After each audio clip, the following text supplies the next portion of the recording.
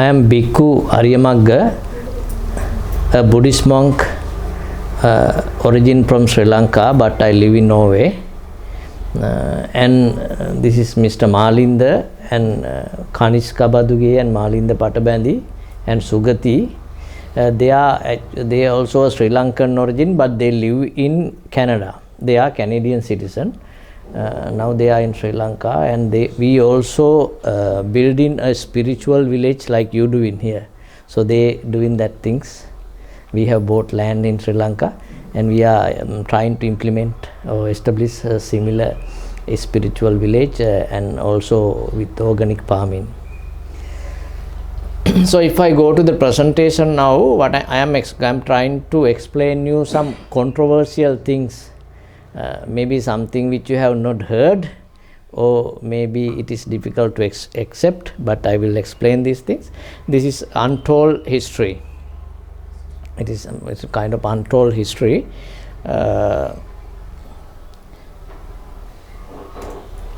Since few decades, we identified that the Buddhist historical information that we studied in school does not match with the information that we found in the ancient Buddhist manuscript.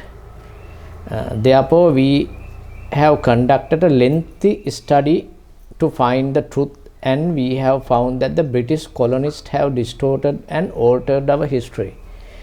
So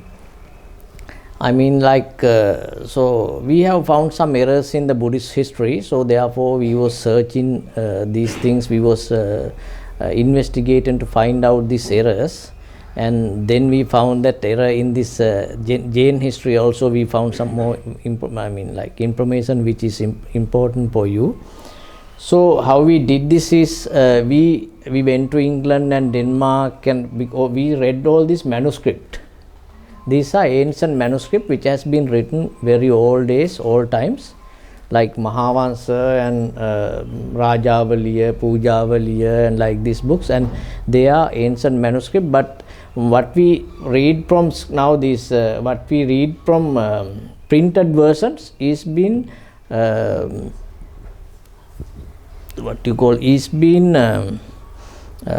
edited.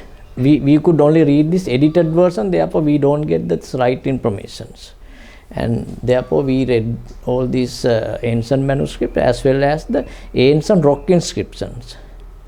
We have the record of rock inscription also in Sri Lanka. There is about 1,000 rock inscription records in this book, but we have more than 3,000 rock inscriptions in Sri Lanka. We have read here, it is about 1,000, but we have read these inscription as well as many other inscription which is not recorded here.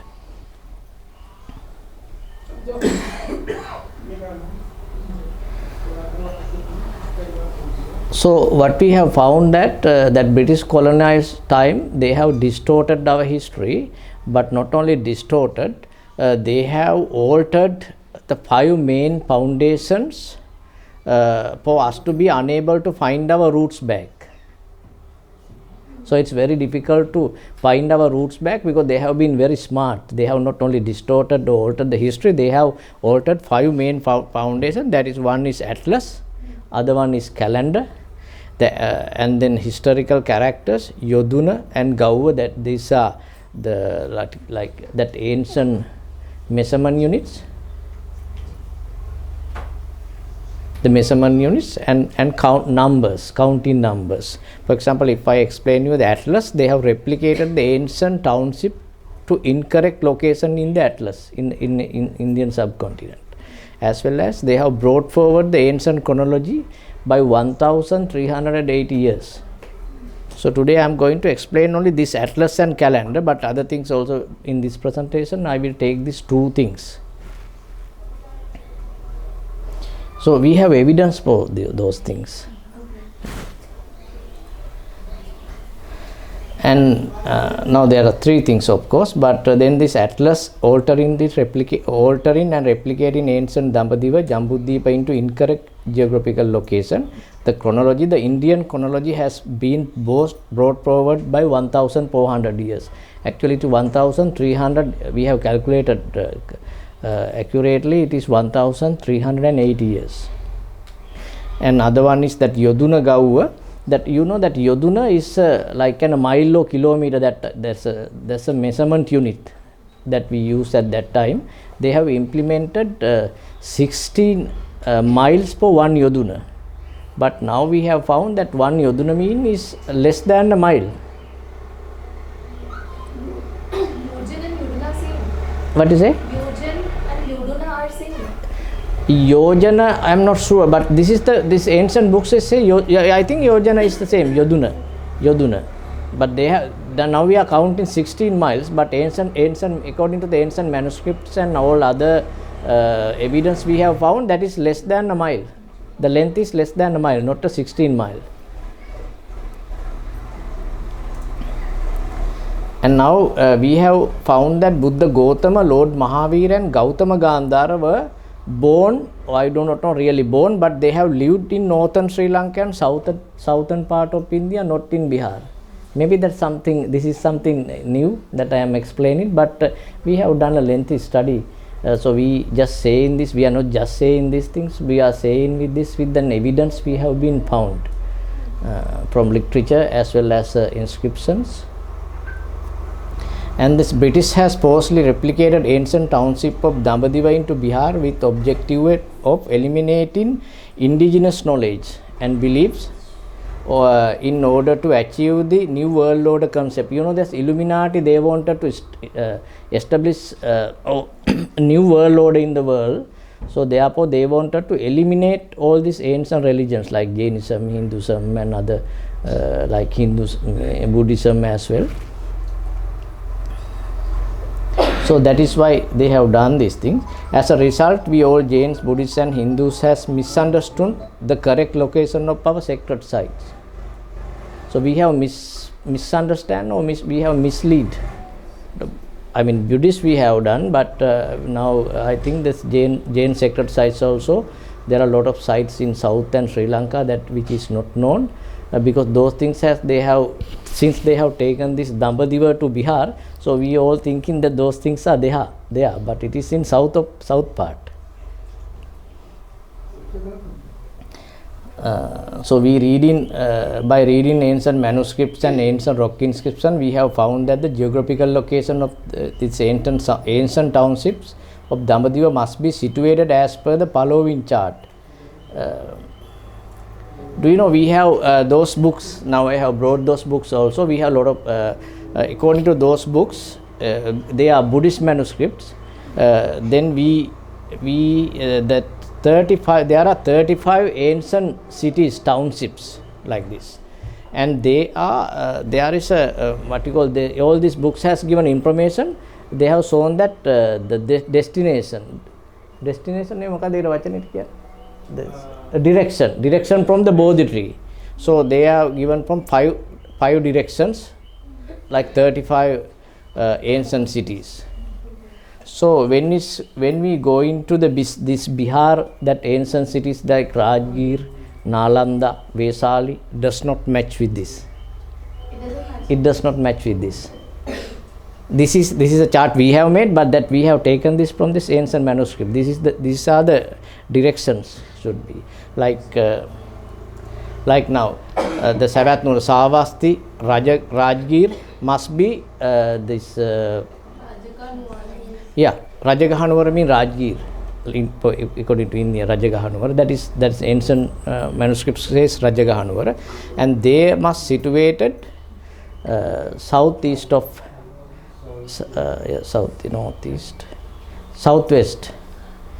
southwest of Bodhi tree. Southeast, west, southeast, northeast, southeast. So this is the Buddhist manuscript. A Buddhist manuscript, This charts are made according to the Buddhist manuscript we found, and also we have read not only one manuscript, the many manuscripts and many different manuscripts written in different times, but none of them are all giving the same information, same directions. So there is no any difference between the manuscripts, the information contained in the manuscripts. So this should be in that, but if you go to the Bihar, now this Rajgir is there now, but it should go down. Rajgir is east, but it should be southeast. So that we assume that Rajgir, what they are showing in Bihar, is not correct. And other thing, that Nalanda also should be southeast. But Nalanda in Bihar is in east, not east. It is northeast. It is northeast. It should be southeast, according to these manuscripts. And then Vaisali. The most other important thing is Vaisali. Vaisali should be west of the Bodhi tree. But the present Vaisali is northeast. It should be west. That's what I am showing that from the... No, it should be west. It should be west. It should be west. Yeah, it is clearly mentioned it is west of the Bodhi tree. But now there are Buddha Gaya. So it should be the Bodhi. It should be the Bodhi tree is different. Bodhi tree is in a wrong place, or the city, the township what they have marked up by this British colonists is wrong. So this was the problem we found in the beginning. So we were searching more and more, and we put a lot of time. I mean, myself, I put my whole life, like my whole day to do these things and find. We have been, and they also was cooperating. There are many other who was supporting us and was doing this search. So what we found now, we go to this. So we found one ancient Ceylon, one book. This is written by this former Irrigation Director General of the British time. And he says that Vaisali has been a capital of Ceylon, capital of Sri Lanka some time ago, long time ago. So that is how we found this. That's how we found the path to find the Vaisali there. So what we have done now, we have what is happened now. We have found Vaisali in Sri Lanka also. No, but the basis of only the manuscripts are... Only manuscript, not only manuscript, ancient inscription as well. Rock inscription. Have you visited these places? I mean, is there any kind of... Yes. You find something in these locations? Yes. You've been? Yeah. We been. Yes. We been all the places. We been Bihar, all in India also many times.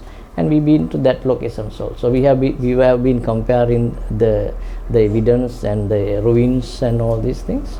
So we find Vaisali, and I think you have been Nalanda Gedigi also. We find Nalanda, also we find Rajagaha there. So we find locations there in Sri Lanka as well as in Bihar. Yeah. So that is what I wanted to inform. So like we find Vaisali, Nalanda and Pavapuri in Sri Lanka too. Yeah. Pavapur it called, Pavapura. Here is called Pavapuri or Pavapura. We find that in Sri Lanka too.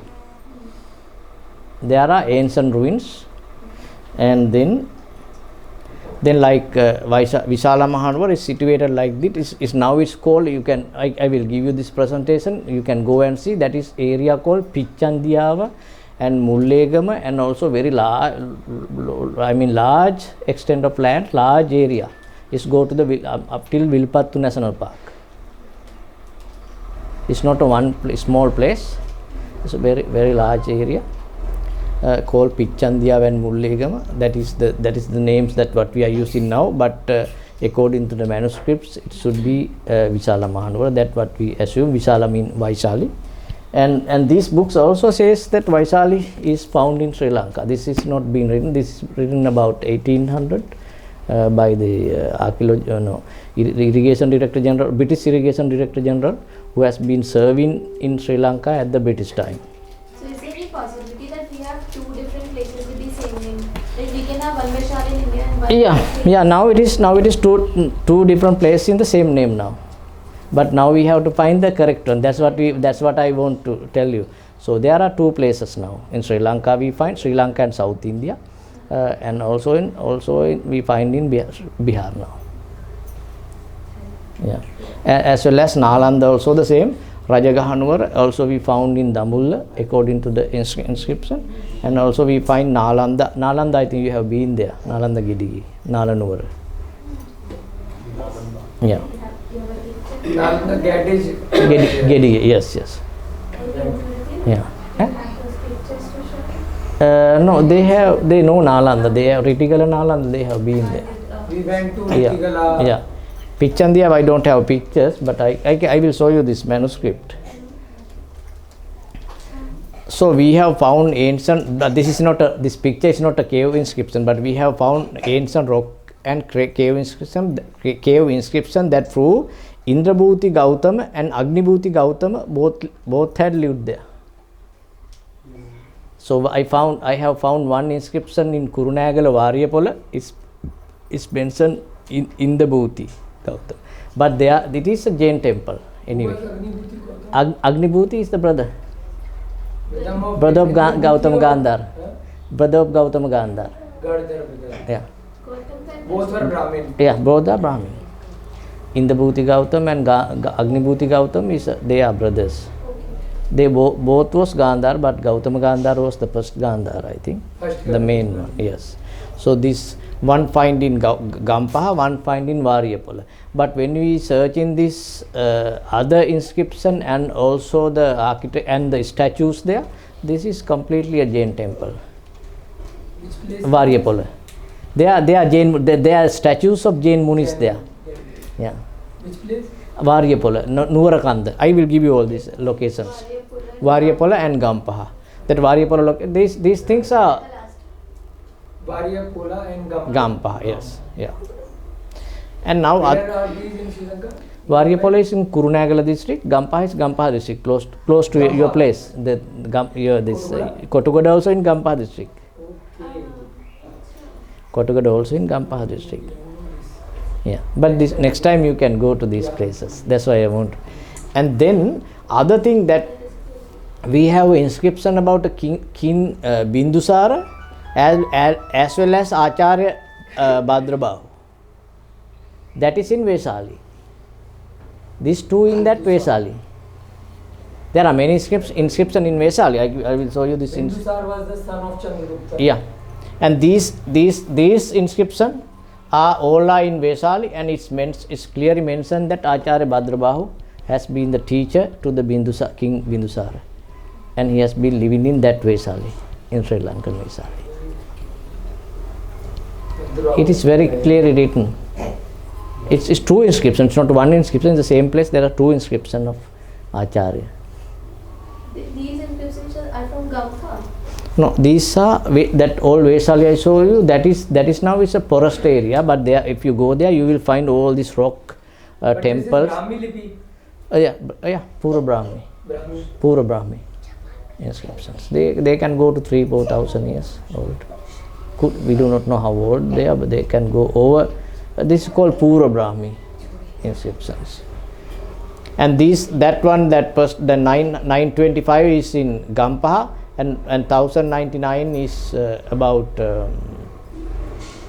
Gautama Gandhar, other was Indrabhuti. And there are many other Siva Bhuti, and I think they are related to that family. There are many Bhutis, but it does not find in our history who are they.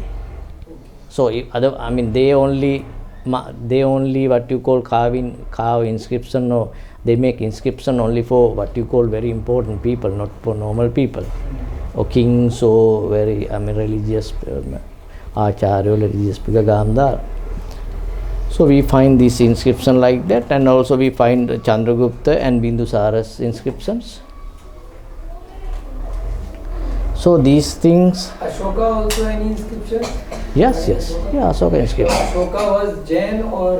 Ashoka was a Jain, and maybe later he has been converted to Buddhist, but he has been in the beginning. Bindusara has been a Jain monk as well. He has been a student of Bhadrabahu, and then I think he left the kingdom, the royal what you call this, the kingdom, and then he became a monk, a Muni. He became a Muni, yes. And then Then Ashoka was the second son. Then he killed his his brother had to get the kingdom, the crown. Then he killed him and became the king. That's how. But those things are mentioned in the inscription too. So anyway, that if you go to the chronology, there are one Indian chronology, Indian scientist who has been investigation in this chronology. We have found that the Buddha lived 3,900 years ago, not 2,500 years ago. So we believe that Lord Mahavira, I do not know, is it Nigantanatha Putta. There is a lot of story about a Nigantanatha Putta, but Niganta mean Nirganta. Natha mean the head, chief. No, Natha mean head, chief, head. The Pradhana, Pradhana, like what you call, head, the head. And Putta mean son, or the Pudgala. Pudga mean a person. It could be the Mahavira. I'm not sure about that, but this is something we have to be considered. Nigantanatha Putta also lived in parallel to the Buddha Gautama. That is, so what the Nigantanatha Putta has been living parallel to the Buddha Gautama, but it could be it's another name being used for Mahavira. That we do not know, but we has to check all these things, and therefore the Jain chronology also must be reconciled and rectified. That is our proposal that we suggest. Maybe that we have to look, we must all be, as a Buddhist, we looking into reconcile and rectify. Maybe you also can search on those things. Well, like, what is the basis of this that Buddha lived 3,900 years ago? Yeah, these things we have a lot of evidence that I will show you now. So other evidence to prove that Jambudvipa is a South India and Sri Lanka, there are a lot of evidence to prove that now. So we have found like that Marco Polo travels note, and Robert Knox. I think you know Robert Knox. He was a prisoner in Sri Lanka at the Dutch time before the British, and his diaries he has written that. Marco Polo is a traveler who has been traveled. I think you know Marco Polo. He's a great traveler. Yeah, and then I will go to those things. Edward Upham. The Marco Polo has written like this. The Marco Polo has written that Buddha had been living in Sri Lanka. Not about Mahavira anything, but Buddha. But if the Mahavira was living parallel to that, that is what we should investigate about. So he is clearly mentioned that Buddha has been living in Sri Lanka. That Marco Polo is a great traveler. He was traveling all around the world about the 13th century. 13th century. And this Robert Knox, he was a prisoner, a British prisoner, about I think 16th century in Sri Lanka. So he has written clearly that Buddha, all this story, and then Siddhartha, he was married to a king from Kandy. But those details I can give you also. I have copies of those things.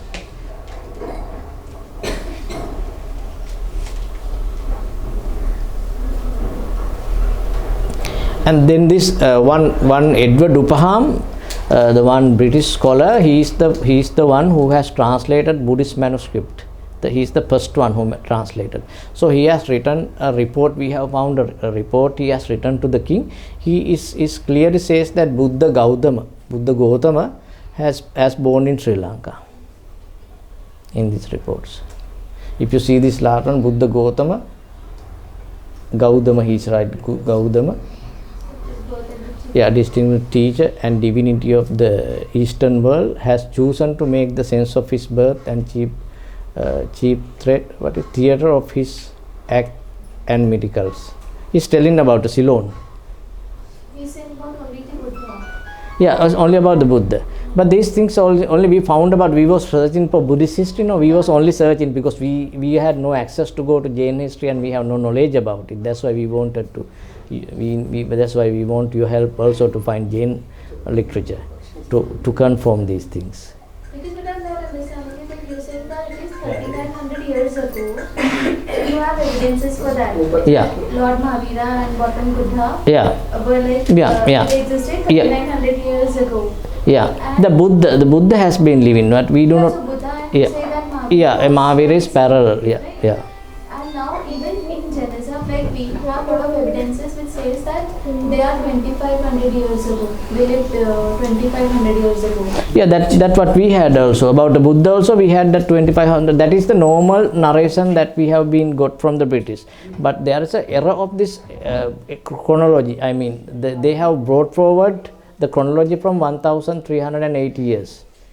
There are very clear evidence to prove that chronology, that 2500 years is wrong. For Buddhism, I'm not sure about the Jainism, but Buddhism. But it is a parallel to Buddhism. It should be the same. Yeah. And those inscriptions what I was showing is they are very old, Stone Age.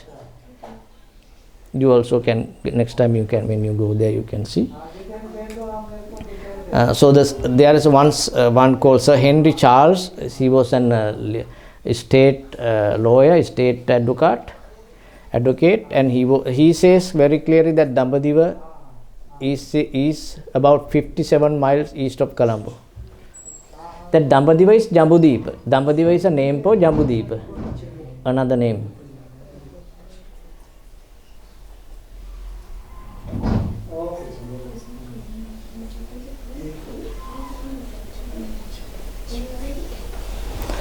So in the ancient books it says that Mahavira and both Buddha was living in Dambadiva.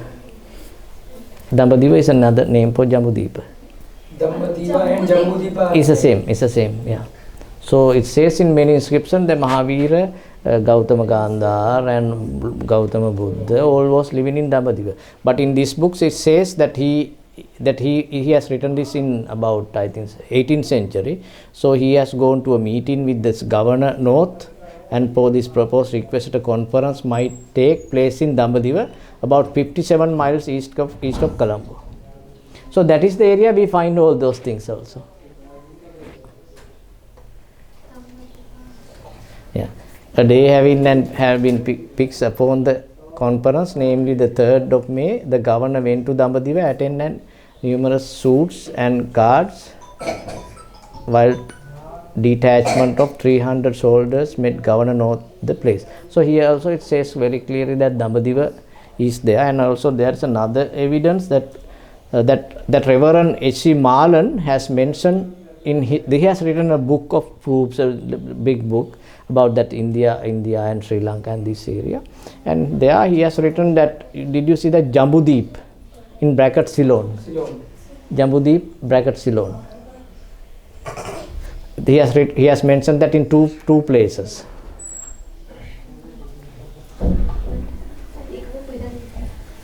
Hello. You also come to attend this. Yes, thank you. Coming. Hello. Yes. Should I explain a little bit more, or will you explain them? Yeah. Shall I explain a little more to what we was talking about? Yeah, you can continue, and whatever they have left, you can later Explain. on do the Okay. explanation. Yeah. I will wait till your wife comes. She was interested. She is coming. Rajni. Yeah. So, meantime.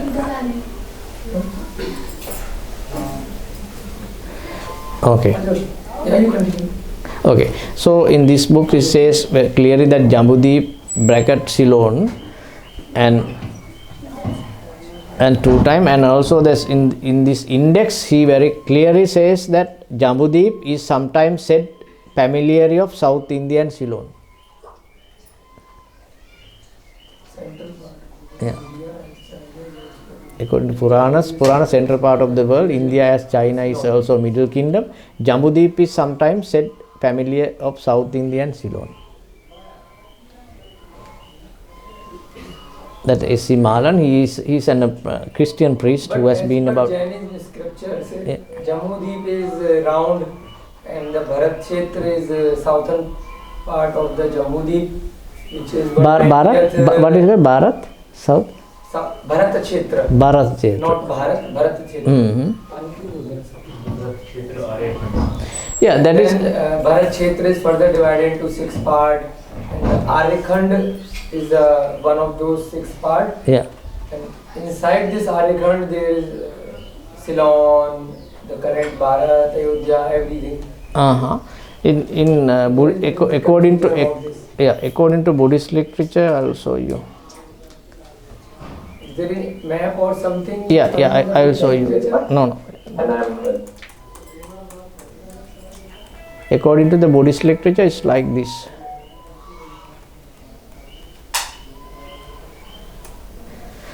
According to Buddhist literature, there's a Magul Sakwala, and it is divided to 4 continents: Uttara Kurudeepa, Purva Videha, Apara Goyane, and Jambudipa. That blue one is Jambudipa. That we have made this chart, but according to this the books, that is Buddhist Buddhist literature. Here we find the literature. Uttar Kuru is at the center of the Jambu Deep, on the upper side. Upper side is that's correct. Upper side is Uttara Kuru, upper side of the Sumeru Parvat. That's right. Sumeru Parvat, yes. And So where is the Sumeru Parvat then? And the right hand side is this Purva Videha. And the left hand side is the Western Videha. Purva Videha, Apara Goyane, Western Videha, and then Jambudipa. These are 4 continents. But as per what we have studied here, Jambudip is the whole. The whole Jambudipa. But here it says a Magul. The southern part is the Bharat Kshetra. That's north part is the Eravat Kshetra. Here it says Magul Sakwala for whole. Magul Sakwala. Magul Sakwala. Magul Sakwala, and it is.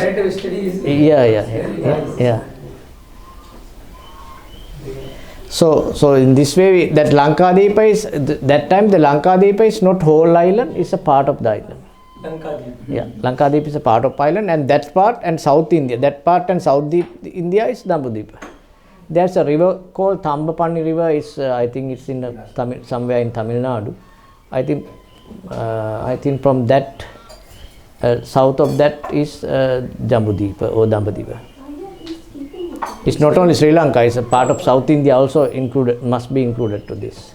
What name you got in Thambapani. Thambapani River is Thambapani. Thambapani. The same name is also in Sri Lanka? No, that is in South India. Thambapani River. Thambapani River is Sri Lanka, but in India. But some people used to say Thambapani Island for Sri Lanka. All time. So these But maps are not similar. No. Now this is a 2 part of. We have separated this Sri Lanka two part. That part with the South Indian part is Dambudipa, and that is Lankadeepa. That is southeast. And that the story is correct. Then in Buddhist literature it said the Magul Sakwala is divided to 4 continents from the Sumeru Parvata. That's correct. Sumeru Parvata. But not the Jambudipa is not divided. The Magul Sakwala is divided in 4 parts. That is the difference in the Buddhist literature.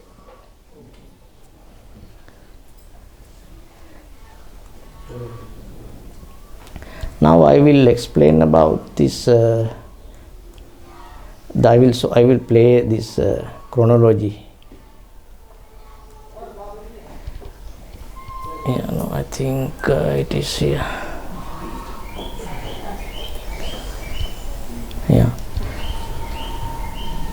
Thank you very much. So now he will explain about the chronology. He is the one I am introducing. He is the one who has found this chronology error. He's an Indian living in Delhi. We have found 4 other things. That's what I wanted to explain here. And then the atlas. We also have found that they have replicated the ancient township to the correct location in the atlas. Okay. And I think I can take a little further. Thank you very much. And I am cordially welcome Mr. Vedri Arya. Now you have found the error of the ancient chronology, but in addition to that, we have found 4 other things. That's what I wanted to explain here. And then the atlas. We also have found that they have replicated the ancient township to incorrect location in the atlas. Okay. And also they have merged historical characters, for example, like Chandragupta to Chandragopus, as well as Buddha, Gautama Buddha and Gautama, Gandhar and Sakyamuni. They also are 3 characters according to our finding. And also they have altered the length of distance measured in units. Okay. Yoduna and Gaula. And according to our finding, Yoduna is about 1 mile. Now they have given 16 miles for 1 Yoduna, Yes. 4 miles for 1 Gaula. And other than that, according to, maybe not, this is not referring to India, but according to something Sri Lanka, the numbers. Okay. So when we say Dahasak in Sri Lanka, Dahasak, Dahayak, it means 10. Yes. And Dahasak they have interpreted as 1,000. Okay. And Dasa, Dahasak. Dasa means 10 multiple 10 is 100 multiple. They have implemented, that is Dasa Dahasak as 10,000. Okay.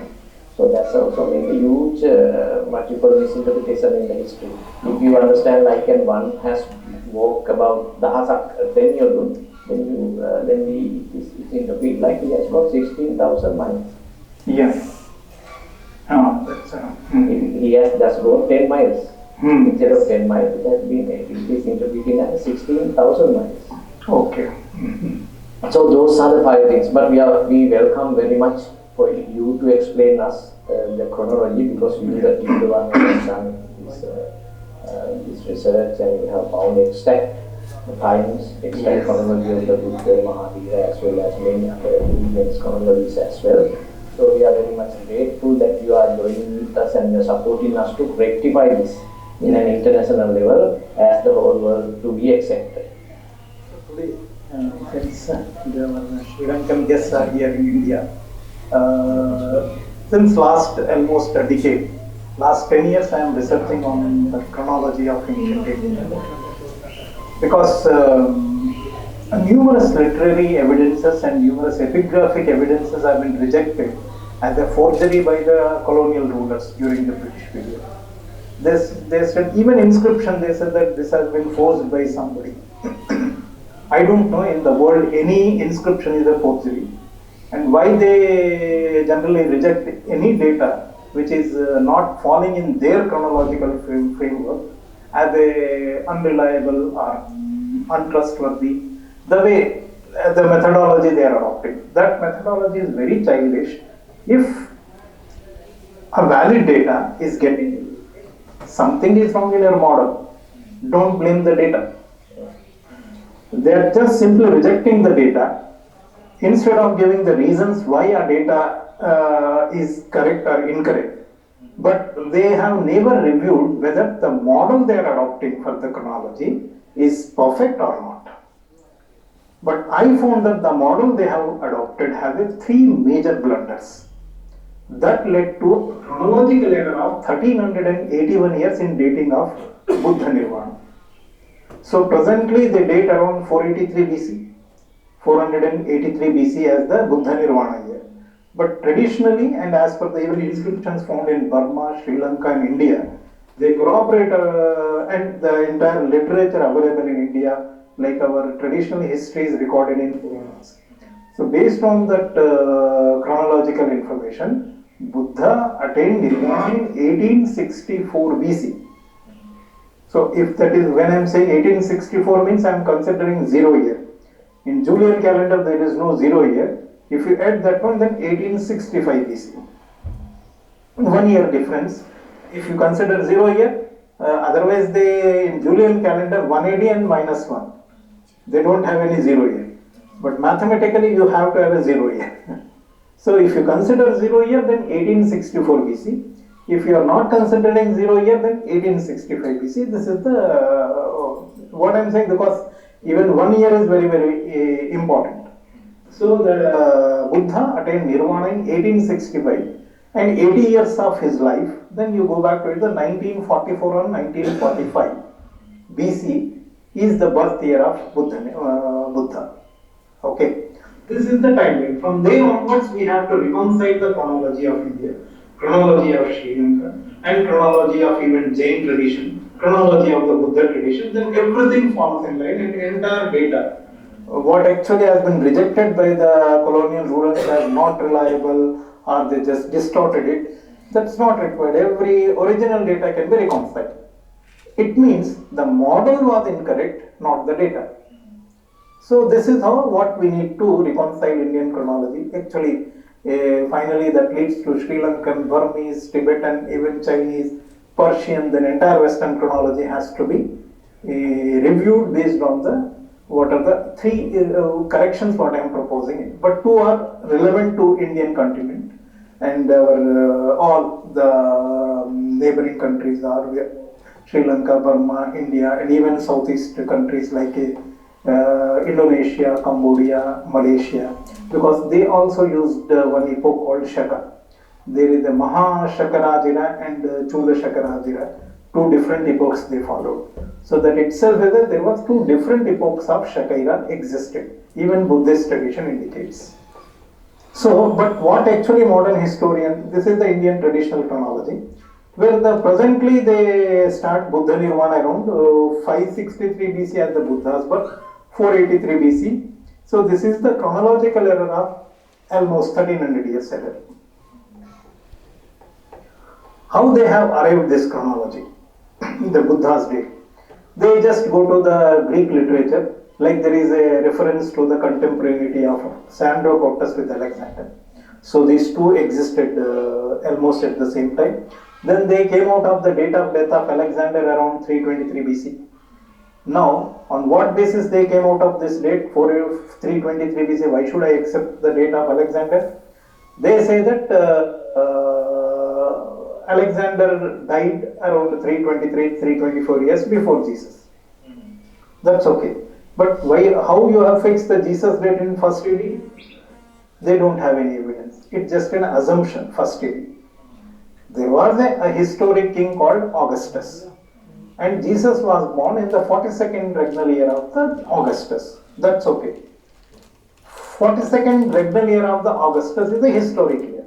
But on what basis they come out of first AD? They don't have.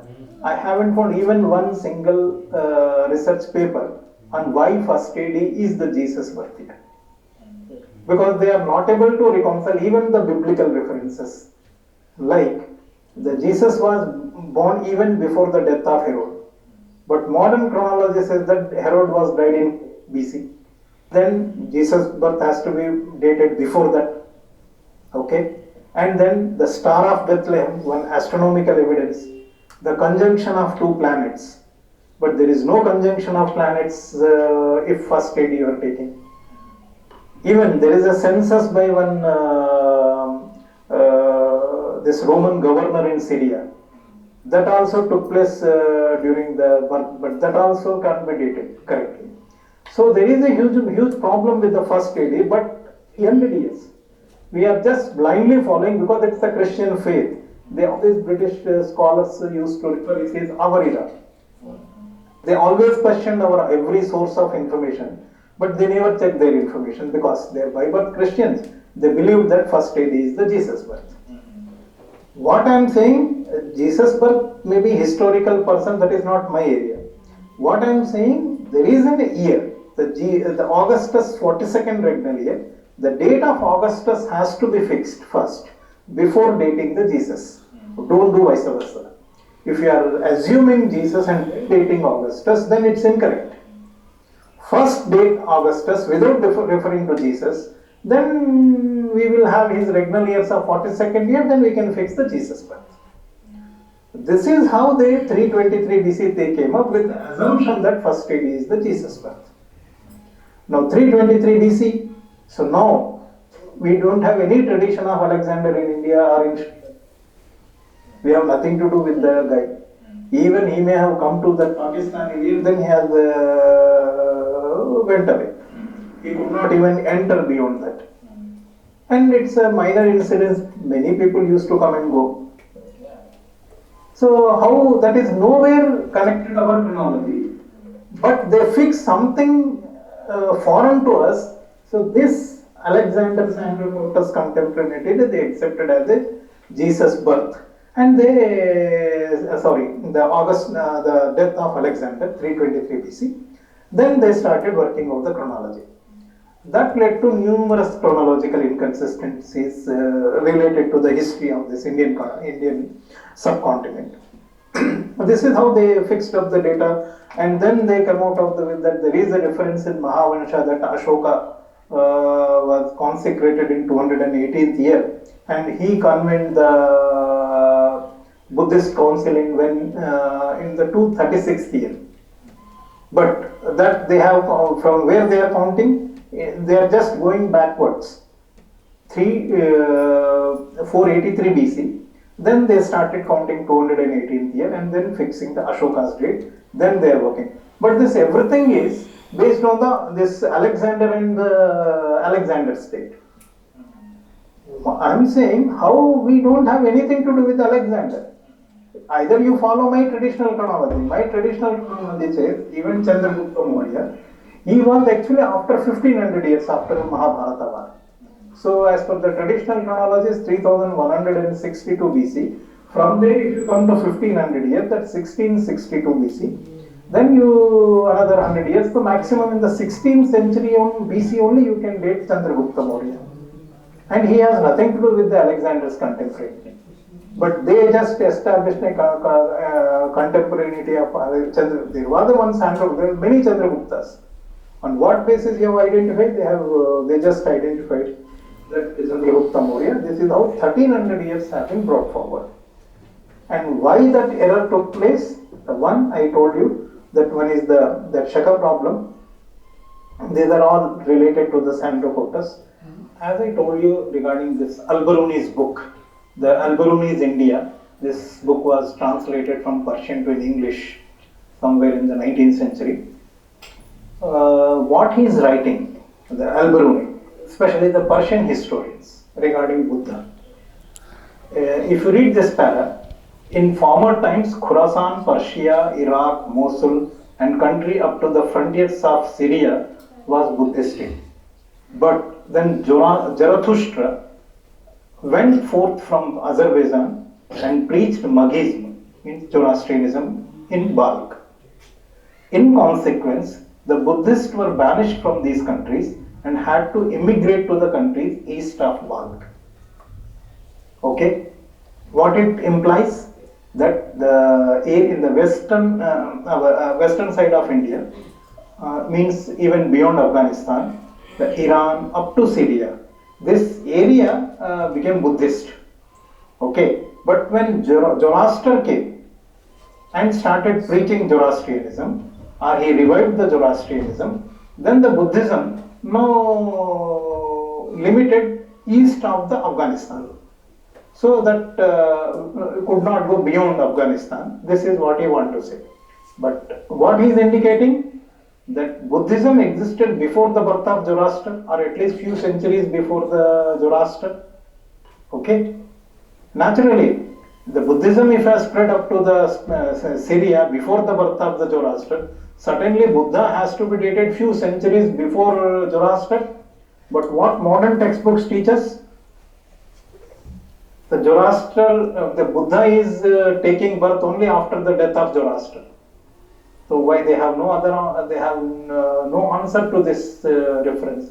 They simply reject that Al-Biruni may not have any knowledge. But I don't know the person who born at least 1000 years before today.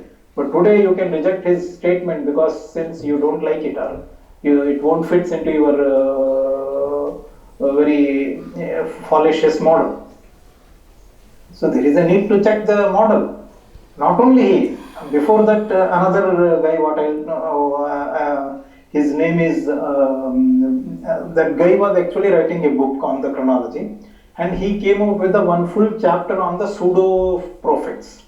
Because he is a Muslim, he wants to say that any prophet born prior to Muhammad, all are pseudo prophets. So he is listing out the pseudo prophets. He gives Buddha or Bodhisattva as the first pseudo prophet, thereafter Zoroaster, then Jesus. So in the order of the chronological order of the so-called pseudo prophets, he is dating Buddha prior to Zoroaster. So entire Persian tradition always dated Buddha before Zoroaster. But modern historians or these colonial British historians, they are dating Buddha after Zoroaster. So there is a glaring mistake in dating of Buddha. Apart from our own, so much of epigraphic literary evidence we have. This I am saying the evidence from the Persian history. They always dated Buddha before Zoroaster, but modern historians date after. So there is a need to revise the chronology. Now we will, I have already explained to you that there is a chronological, in Indian chronology, dating of Shaka. The Shaka era had two different epochs. Early Shaka era started in 583 BC from the coronation of a Shaka king. Later Indian astronomers, they came up with a very advanced calendar, and that they have introduced in 78 AD, and they called it as a Shakanta and after Shaka. But in South India, because Shaka calendar was popular, mostly popular in South India, they used to refer it to any era as a Shaka. So that reference to Shaka led to a confusion that both are the same. Then gradually we have forgotten the ancient Shaka. So this is how the Indian chronology has been brought forward by 661 years, because we have forgotten the difference between one ancient epoch and the later epoch. If you separate it, what we have to do, all references, either literature or inscriptions, you have to segregate into two categories. How many the text are our literary, our books, and the inscription refers to the ancient Shaka epoch, or and you have to segregate the inscriptions and books that refers to the later Shaka. Then you can easily reconcile the chronology. So this job has to be, otherwise blindly dating every text, every inscription in the epoch of 78 AD, since that refers to Shaka, is a wrong methodology. Then you will land in a problem of 661 years of the chronology of entire this peninsula. So the similar problem with the Vikrama Samvat also, that is related to India, that was never used in the Sri Lanka and Burma. So this difference, if you do it, then all inscriptions of Burmese Sri Lankan indicate that 1182 years. What we have to do here, 583 BC, I have just mentioned you, the ancient Shaka had an epoch of 583 BC. What you have to do, you have to do 1182 years. It goes back to 1765 BC. That is the Buddha Dhamma era, means the epoch of second Buddhist council, the epoch of the birth of Theravada Buddhism, where the Buddhism separated from Mahasanghikas to Theravada. So that epoch, from there Sri Lankan chronology starts, 1765. For Buddha Nirvana, we have wait another 100 years, 1864 BC. But for starting the epoch of Theravada Buddhism, 1765. Later, what these two also people have mixed up. Sometimes Buddha Dhamma and Buddha Nirvana both are the same. No, there is a 100 years difference between both the epochs. Then the chronology becomes perfect now. You can explain the short chronology, you can explain the long chronology. Short chronology is actually referring to the Buddha Nirvana, and they are saying 1765 BC when Theravada Buddha separated. That is the epoch, is the second Buddha, when Ashoka, that Kala Ashoka was reigning over Magadha. From the Buddha Dhamma, they are counting 218 years for another Ashoka, where the Sanghamitra, Mahinda, and the foundation of Buddhism in Sri Lanka, what has been referred to in the history. So there are almost, I am giving 19 inscriptions, there may be many more, where I found the both eras have been mentioned in the inscription. Then you can easily find out the difference. But what they have done, modern historians, the British historians, here Shaka era, they have not accepted 583 BC nor 78 AD. Because even Shaka era means, I will say that okay, 78 AD, even today we are using our calendar, in Indian calendar, Indian national calendar, 78 AD. If you get 1182, it will go to 12th century BC. Now what they did, since this is the problem, they created one Burmese era in 638 AD. 638 AD, they say that there is a one Burmese era, it is actually Burmese era, it's not Shaka era. And then they started calculating backwards 1182, then they landed at 543 BC. This is the traditional dating of Buddha is 543 BC is the Buddha Nirvana. Then say there is an error of 60 years. Now again a forgery. They did a fraud of reducing another 60 years because they are not able to match the Alexander's date. Otherwise they have to date Ashoka before Alexander. Or even Chandragupta, Sandrakotas will never be contemporary of Alexander. So they have no other option to do 60 years fraud in this so-called whatever the dating they are doing. So what I am saying, there was a Burmese epoch, it's not a Burmese, actually a calendar was in vogue in Chatgaon in Bangladesh presently. Earlier that was part of India only. That there was an epoch, a calendar was used, but that has nothing to do with the Shaka era. Shaka era you have to use 583 BC, you cannot use 638 AD. 638 is not at all Burmese era. Nowhere, no literature reference, no inscription level. Every inscription is referring to Shaka era. How can you, the 630 there was no Shaka, why Burmese have no contact with the Shaka? Why they will call their era as a Shaka era? So this is the another chronological error or a kind of a blunder, a mistake or a fraud committed by the colonial historians. They fixed the Shaka era mentioned in Sri Lankan and Burmese inscriptions with the Burmese calendar of 638 AD. This is another problem. So now what I am showing, 583 BC, if you add up 1182 years, now what I am saying, three different. One is the Shaka, that is the Shaka king was coronated 583 BC, and second is the Shakanta, when Indian astronomers introduced a new epoch and a calendar in 78 AD. Why? Because on 1st April 78 AD, there was a great conjunction of Sun, Moon and Jupiter on first day of the Chaitra Indian calendar.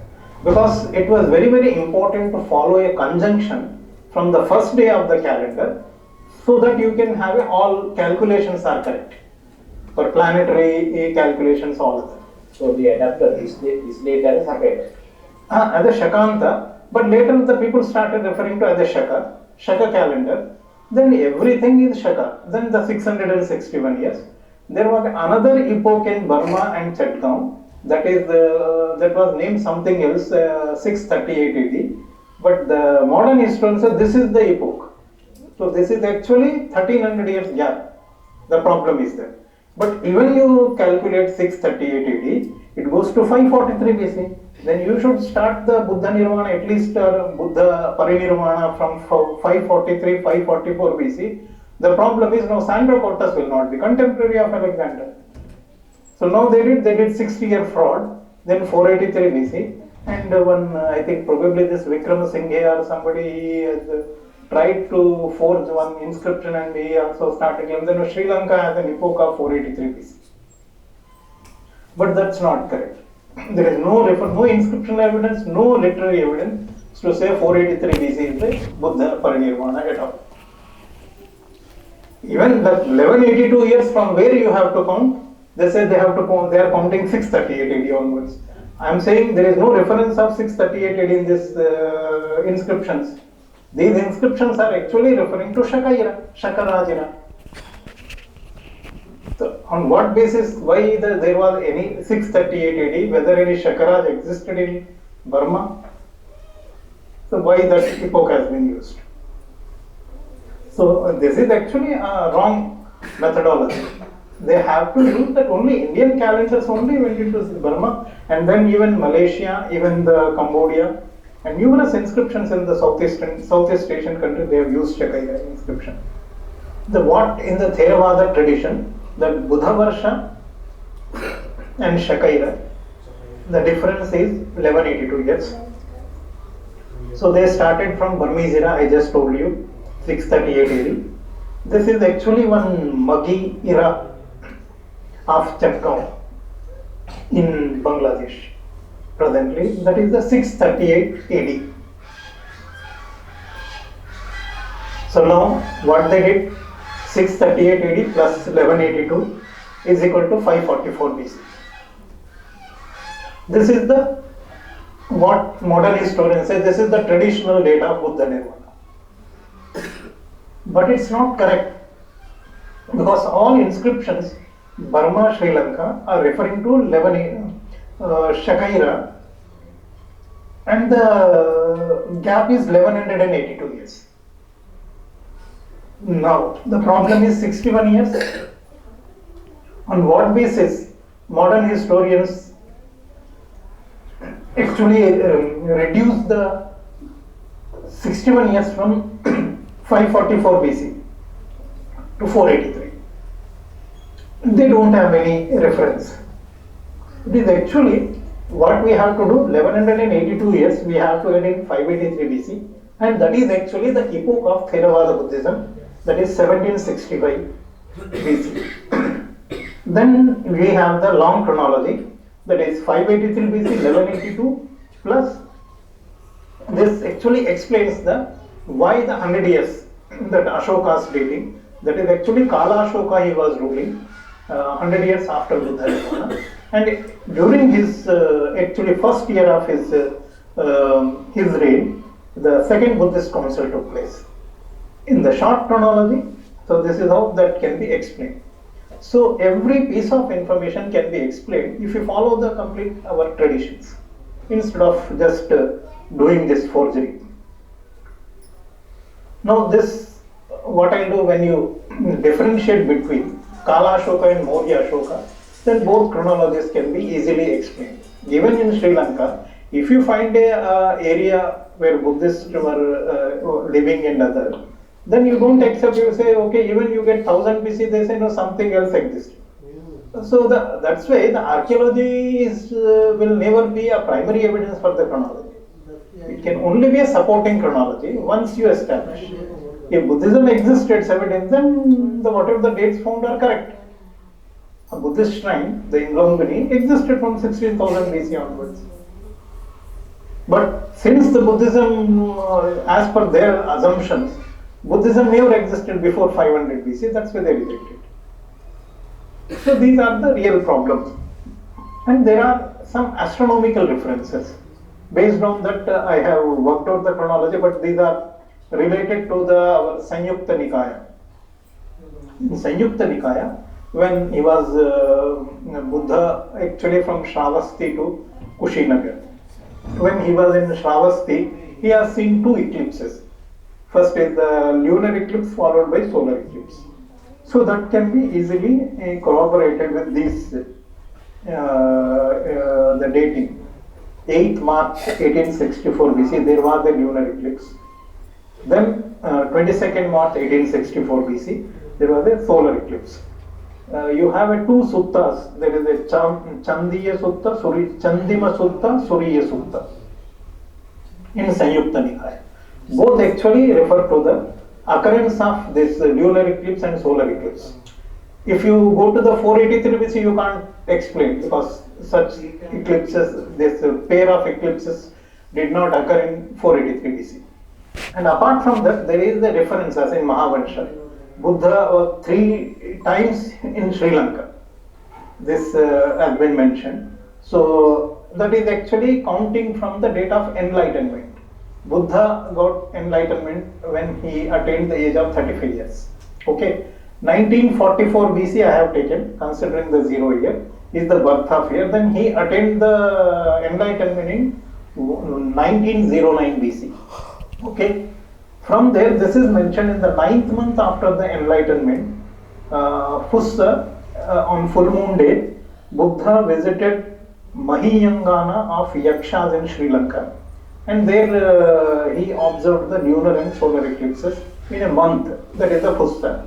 Pushya in Indian calendar and similar the Sri Lankan calendar.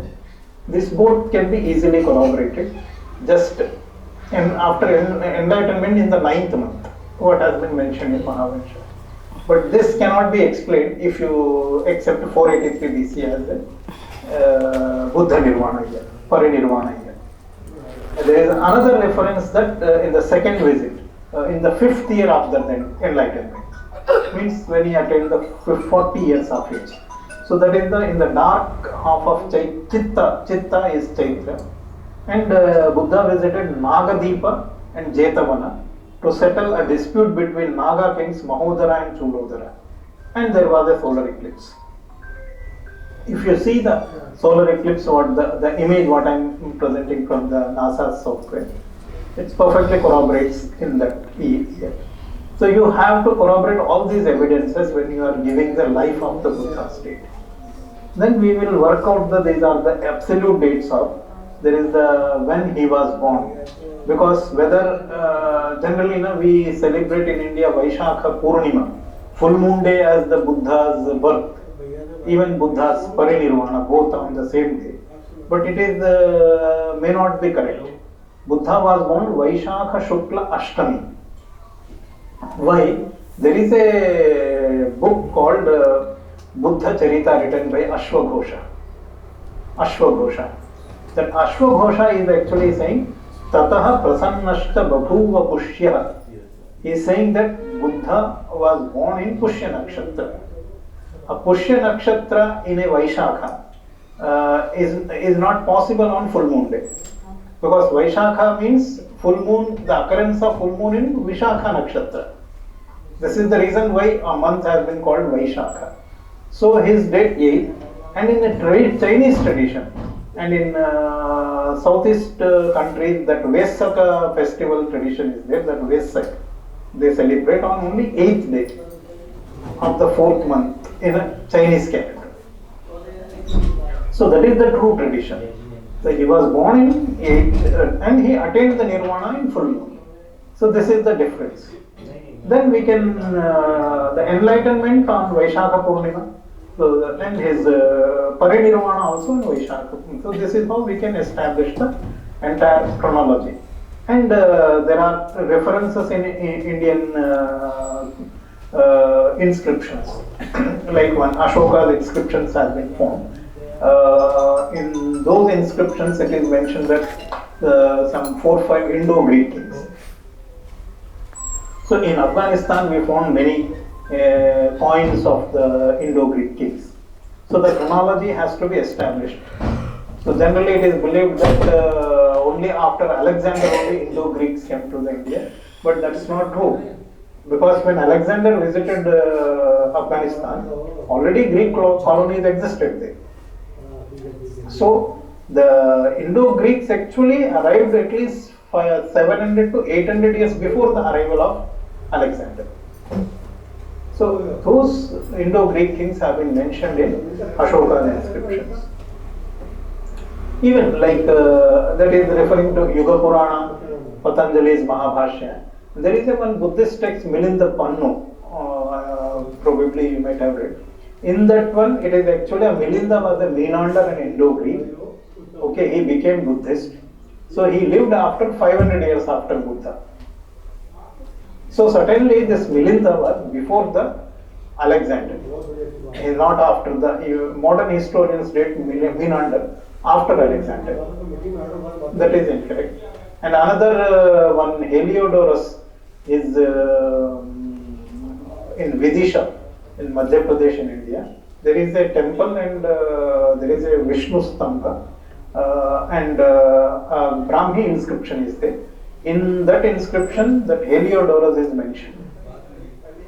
He was also Indo-Greek. So the arrival of Indo-Greek kings in Afghanistan, Pakistan, India, they came to India much before the invasion of Alexander, so-called invasion. So that's why this is another chronological blunder. If you date Indo-Greeks after Alexander, Indo-Greeks have to be dated before the Alexander's arrival. So these are the certain inscriptions and the epigraphic evidence also. The Brahmi script and the Ionian script means that ancient Greek script has been used in the coins of these Indo-Greeks. And there are certain inscriptions have been found in Afghanistan and Kandahar area. There are written in Greek script and Aramaic script. So they say these are actually related to Ashoka's inscription because there is a reference to the king Piyodhasas. But various, whatever the inscriptions are in India and the reference is only Devanam Priya Priyadarshi, not just Priyadarshi first. And second is the script used in this, that Aramaic was born only around Achaemenid Empire time. Prior to that, there is no evidence of Aramaic. But Ashoka, if chronologically, the Ashoka lived at least 300-400 years before the birth of Aramaic. How he can issue an inscription in Aramaic? And the tradition of entire India, Sri Lanka and Burma, we never used any foreign script or foreign languages to issue any inscriptions. We always use our language, our script only we have used. So there is no need to use Aramaic for the Alexander. Because this is actually a foreign script. Even Greek is the foreign script. It's only required, who can use only Indo-Greeks. So the Piyodas's mentioned person was a Buddhist, actually Indo-Greeks converted to Buddhism. These Yavanas they became the Buddhists. And then they started using all the Buddhist philosophy and other. So in the inscription, something matches with what is the real, but that won't match with the real text of the inscription. Then historians come with an idea that no, it's a kind of abridged translation or abridged version of but that is just a speculation. The basic problem is the script used is actually evolved during the Achaemenid Empire time only, both the Greek script used by them and the Aramaic script. Especially Aramaic was not existed before there is no evidence has been good, because prior to that Phoenician script was there. Phoenicians, and then we have a Hebrew, and the Syrians were using the Paleo-Hebrew and the Phoenician. Then Aramaic actually born out of it during the period of Achaemenid period. And Buddha and Ashoka lived at least 400-500 days before Achaemenid period. That's why these are the real problems in the dating of Buddha. Not only Indian inscriptions and Indian text, the chronological error of 81 years in dating of Buddha. The major problem is that Shaka one. Second, this fictitious epoch of 638 AD as a Burmese era. And yes, 638 AD there was a calendar was introduced in the Maghi era. It was called Maghi era. But that has been never referred to as the Shaka era. The British historians fraudulently linked up Shaka era with the 638. Once it is mentioned Shaka, either you start from 78 or 583 BC, whatever, there is an ancient epoch.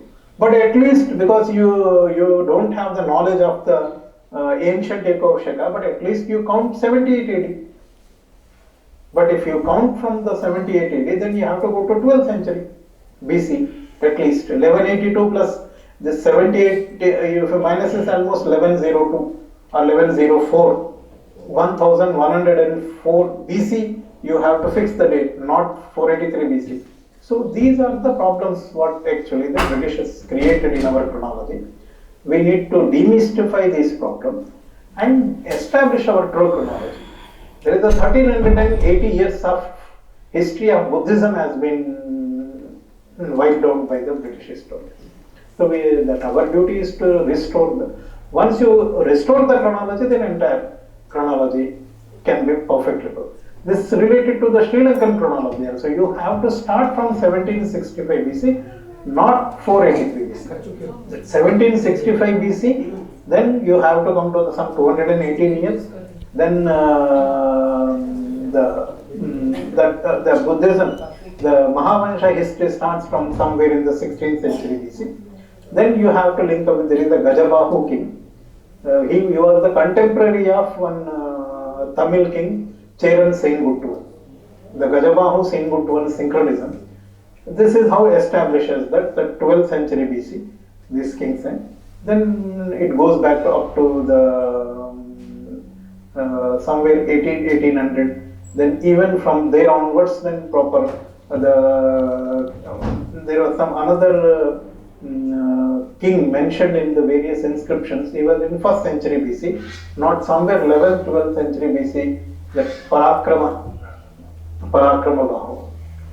He was actually in the 1st century BC. Modern historians date him 11th or 12th century, like Parakrama Bahu. He actually re-establishes the Buddhism. He says that there was some leniency or some corruption or kind of a values, maybe some. So he actually restored the original Buddhism. That's why Parakrama Bahu's timeline also very, very important. So his date, his inscriptions are there, exact dates have been mentioned. So this is how we have to correct the chronology and the chronological history of Sri Lanka and the India. Then only we can visualize what kind of a history and what kind of our heritage existed.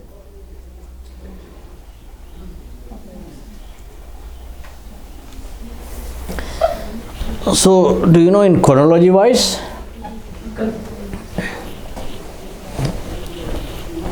You getting this now? Yeah.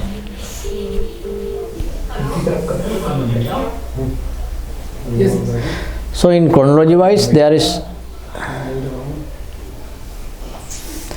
In chronology wise, we also was believing till last year that Buddha was born 2,500 years ago, 2,500 years ago. But now we have no doubt that he has been living 3,900 years ago. According to this, there are epigraphical evidence and also astronomical evidence. You know that what he was showing, his astronomer, what he was showing that do you know in Buddha, in Sutra there are about this mana Suryagrahana වලට කියන්නේ මේ Suryagrahana, this Chandragrahana and Suryagrahana eclipse, yes, yeah, eclipse. There are different eclipse and the dates, those things are mentioned when we are getting data from NASA. When you get in from data from NASA, then we can calculate the exact date. So that's how we have calculated this. See, also all kings, when they was doing these things, they was doing on to a nakata, that the correct times according to the astronomy. So those things also we can calculated this. Everywhere we studied that Mahavira Nirvana was 2600. Yeah, we also did the same. The same period was Buddha. Yeah, we did the same, but now we have found that is wrong. Because those are based on recent translations. Yes, recent translation, but those are based on what the British calendar. They was implement. They was saying they was putting 0 to the Buddha Varsa. So they have brought forward the chronology. They put it to the Jesus. Huh? They put 0 to Jesus. Yeah, Jesus as well as the Buddha and the Saka era. Saka Varsa also they have taken brought forward 583 years. So you mean Buddha and Mahavira both were 3,900 years before? Yes, around 4,000 years. Around 4,000. Yes. And the second thing is that locations, because we find ancient locations there are a lot of ruins, but we have been searching here in Bihar about our Buddhist. These ruins does not go to that time. It does not go more than 2,000. In Nalanda, in Bihar also, we cannot find anything which is go over 2,000. So I have met these archaeologists and also I have read their reports, archaeological reports, and then they have done that Nalanda excavation. Nothing goes beyond 2,000 years. Nirmal Jain, Yeah. his stationery company is very much interested in Sri Lanka research work. Yeah. You are very welcome. So what we was found is that we have found out the Buddha has been living there in Sri Lanka, and the chronology, Buddha has been living 3,980 years ago, almost 4,000. So we also has read that Lord Mahavira has lived parallel to the Buddha. Yeah. So then I think Lord Mahavira's chronology also must be reconciled and rectified. So, but we should not do like that. We should not just believe what I am saying. Now we have to do what we are inviting to do an investigation, further investigation of this. If you are interested. Almost same period. Almost same period. And now other thing is in Sri Lanka we have found Vaishali, Nala Nuwara and Rajgir and Pawapur. in south. In Lanka also? Nalanda, Yeah, same Yeah, name. yes, same name, same names. Yeah. Same name, very ancient sites. When we have been there are inscriptions, and also we have found inscription of Gautama Gandhar in Sri Lanka, and Agnibhuti. Agnibhuti is the brother to Gautama Gandhar. And Sivabhuti, they are rock inscriptions. And King Bindusara. And also Bhadrabahu, Acharya Bhadrabahu. He's currently living in Norway, but a Buddhist monk. Yeah. For last 40 years, devoted all his life for the research of Jainism. The history, Buddhist history. Actually, I put a lot of effort to find the Buddhist history, the correct Buddhist history. Then we found that there are, I think, Jain history also going with simultaneously. I mean, in parallel to the Buddhist history. So in Norway? Yeah, I live in Norway. From what? Huh? From what? I live in Norway from last 32 years. 30. They came from Canada. Okay. They are also from Sri Lanka, but currently he was living in Canada. And they are helping in this all the research. He has traveled worldwide for Jainism research purpose. And we have done research, and we will conduct further research, and we are our plan is to ask United Nations to appoint a committee and UNESCO to do a new research and rectify these things, because we have clearly found that British colonized time and British colonists has what you call altered our history, distorted and altered. That has been done purposely to eliminate these ancient religions and ancient beliefs, and to implement their systems and their beliefs in our society. It's called New World Order. So it's called New World Order concept. They wanted to make a new world order, and to establish a new world order, they was thinking they must eliminate all ancient beliefs like Jainism, Buddhism, and Hinduism and other For things. 2030, Yeah. they want to do this. Yes. So what we have found now this thing, and we are doing further research, further investigation, and we trying to rectify this Buddhist history. But I think it's we can think about the Jain history also in parallel to this, and also since you are interested in Sri Lanka, you can search these things next. Yeah. And we are going to conduct a geological survey with a satellite image to find out these ancient rivers and ancient sacred sites in Sri Lanka. I think we can have some quick rewind because he was a little late. Yeah. Just to show them. Just to show what we have. Yeah, okay. Think I can go to, can start from the beginning, And yes. then we can sit together after the Yeah. presentation Yeah. for the discussion. So this presentation, yeah.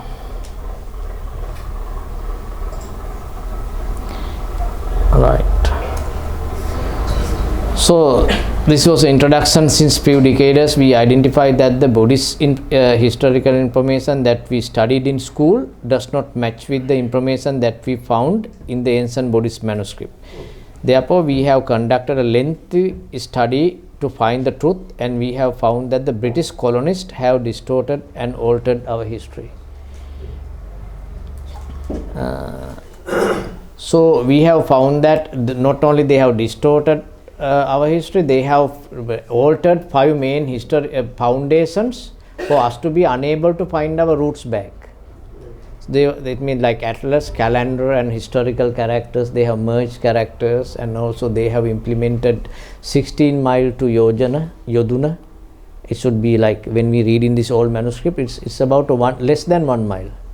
It's like a 3/4 mile is a Yoduna. Now we are calculating 16 mile, then it's go to long, I mean the length goes to, wider, or we go to the large area. And then the British this atlas and chronology, and we have found that the Buddha Gautama, Lord Mahavira and Gautama Gandharva lived in northern Sri Lanka and south part of Sri Lanka, not in Bihar, according to what we have found now.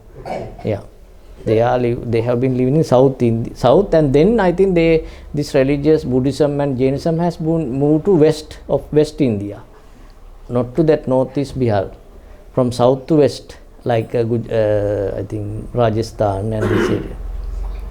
So that's what we have found. But the British has falsely replicated ancient township of Dambadiva into Bihar with objective eliminating this indigenous knowledge and belief in order to achieve the new world order. That's what I was explaining. That's what we have found. And for this case, we have even filed a court case in England now against the British government. And that court case we have brought to the European Court of Human Rights now. So we have a lot of evidence to prove all these books and all these things we have now. These are part of this evidence, but we have a lot of evidence to prove that they have done this purposely. I think that's the so according to the Buddhist manuscript, we find 35 ancient townships in Dambadiva, and these are directed from the Bodhri where the Buddha was enlightened. In the Buddhist Buddhist literature manuscript, it says like that. According to this those information, when we make a chart, it looks like this. The directions are given very clearly. So when we we found Savasti and Rajagahanura Rajgir should be southeast of the Bodhri, but when we go to Bihar, this Rajgir is east, not southeast. East, not southeast, from the Bodhidri. And then this Nalanda, it should be also southeast, but when it's Nalanda, and then there it is northeast in Bihar. So these things also does not match in with this the information of the manuscript. And then the Visala Mahanuvara, it should Visalamana Vesal, it should be south of the Bodhri. Sorry, west of the Bodhri. West of the Bodhri. It's not only one manuscript. There are different manuscripts being written in different times, but all manuscripts the contents are the same. There is no difference between the informations. And then here the Bihar Vaisali is almost north, of the Bodhri. So actually it should be west according to those manuscripts. But then we found this ancient Ceylon, that the book which has been written by a British he was Director General of Irrigation Department of Sri Lanka at the British time, and he says that Vesali, you can see in here, the Vaisali supposed to have been at that time. Vaisali has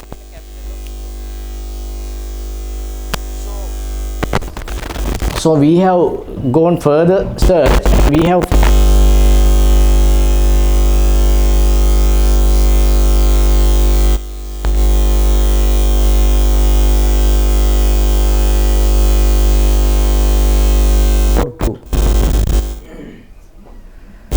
and that Vaisali now it's called Pichandiya and Mullegama. That is actually west of Bodhri, and it's not like here in Bihar. It's a huge area, lot of ruins, all of stone ruins, not bricks. It's not bricks, stones, all stone, not bricks ruins. Statues, and then manuscripts, not manuscripts, inscriptions on the rocks. In this Vaisali we found inscriptions. Not Chandragupta, Bindusar, in the same place, on rocks. It means Vaisali, Nalanda, and all these three. But we found here in Bihar, also we find in Sri Lanka. Sri Lanka. Yeah. Sri Lanka in which area? That's this why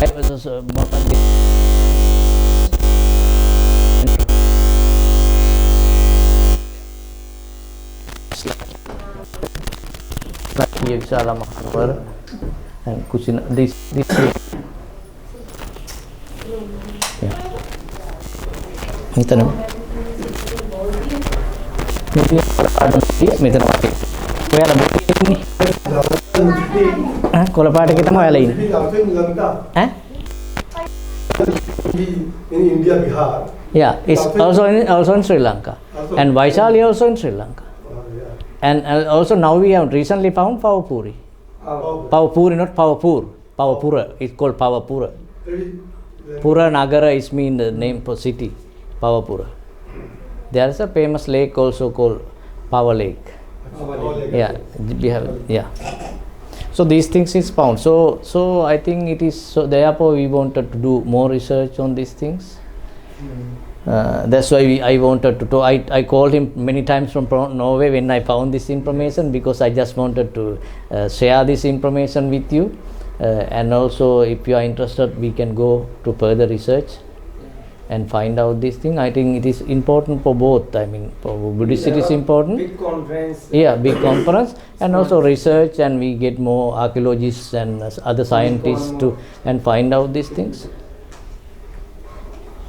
I have been talking with this Kannaji also about this archaeological survey, but now everybody says before archaeological survey we have to do an historical survey and epigraphical. We have to read all those things first.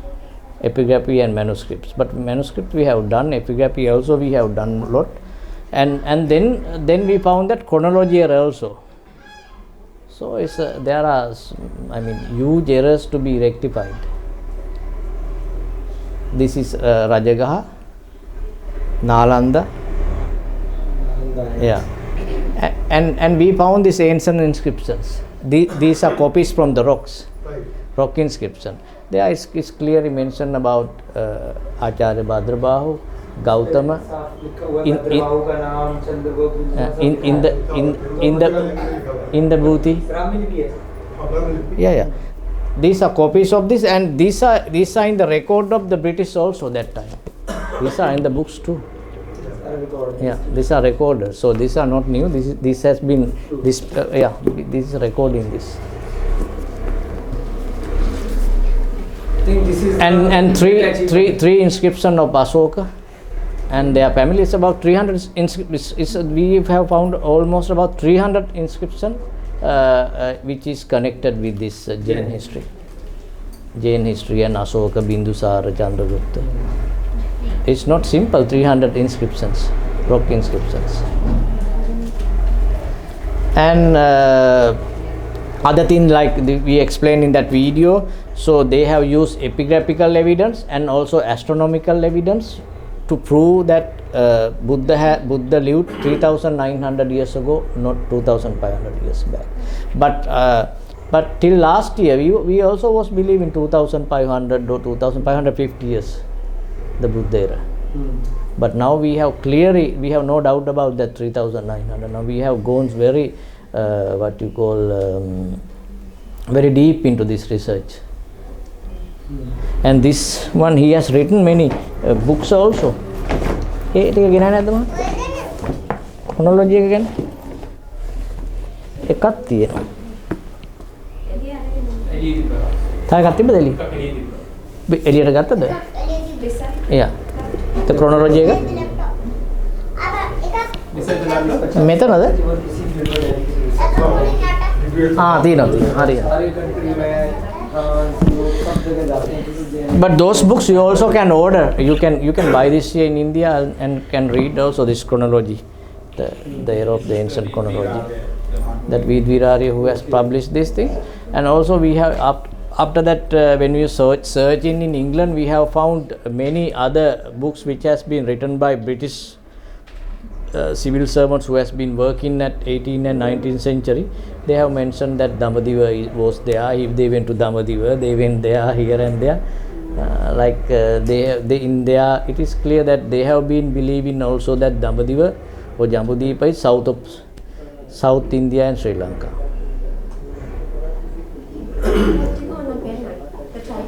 Oh, like this Marco Polo. This, you know that Marco Polo, one of the traveler that he has been traveled around the world 13th century. He has written that the Buddha. He has written about the Buddha has been living in Sri Lanka, and Buddha is the best person. That people believe that Buddha was the best one who had lived there. And then the Robert Knox, you might heard about. Robert Knox was a prisoner, British prisoner, was in 16th century. He was a prisoner. He was custody under the British Sri Lankan king, and in his diary notes, he has written about this. There it is proved that Buddha has been living there. He has not mentioned anything about Mahavira, but about the Buddha, because maybe there are evidence about Mahavira also, because we have searched only about the Buddha and Buddhist history. So now we can start about the Mahavira, similar evidence for Mahavira also. And then the Edward Upham, he is one British scholar who has written a report to the British king. He has clearly mentioned that Buddha has been living there. Buddha has been born and lived there, bred there. And then the Sir Henry Charles, he was a state councillor, legal councillor, has been working there for 18th century, end of the 18th century. He has clearly mentioned that he has gone to a conference in Dambadiva, and it was about 57 miles east of Colombo.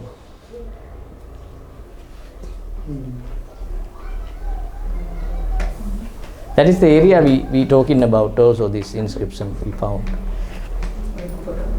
So this S.C. Malan also written somewhere this about Jambudvipa twice in his book, and it's mentioned in the bracket, it is Ceylon.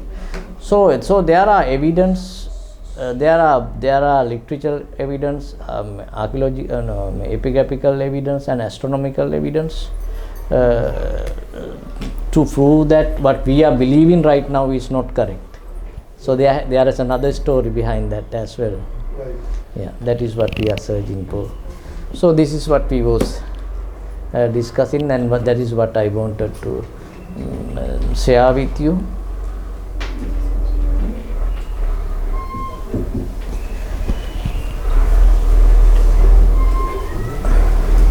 So now our intention is to continue this investigation further, Yes. and also to do rectification if necessary, but after a scientific, we want to conduct a scientific investigation as well, archaeological and geological investigation. Then we can find, now we can use this satellite science and satellite image and these things, and we can identify those things without excavating. Some places have been flooded Yes. to cover the area. Yeah, because this is, we are talking about 4,000 years history. But there are ruins. When you are looking from the ground, I mean overlooking, you find a lot of ruins there, and stone ruins, not bricks. Stone structures. Shall we conclude it? Conclude it, and then Yeah. the interested people Yeah. can sit after having some Yes. food or something. Yes. He is Abhishek. He is also interested in going to Sri Lanka. He is Thank also you very got his much. passport. You can take him with you. Yeah. Yeah. Yes. Yeah, a little bit. थोड़ा हिंदी आती. Okay. Shall I take it out?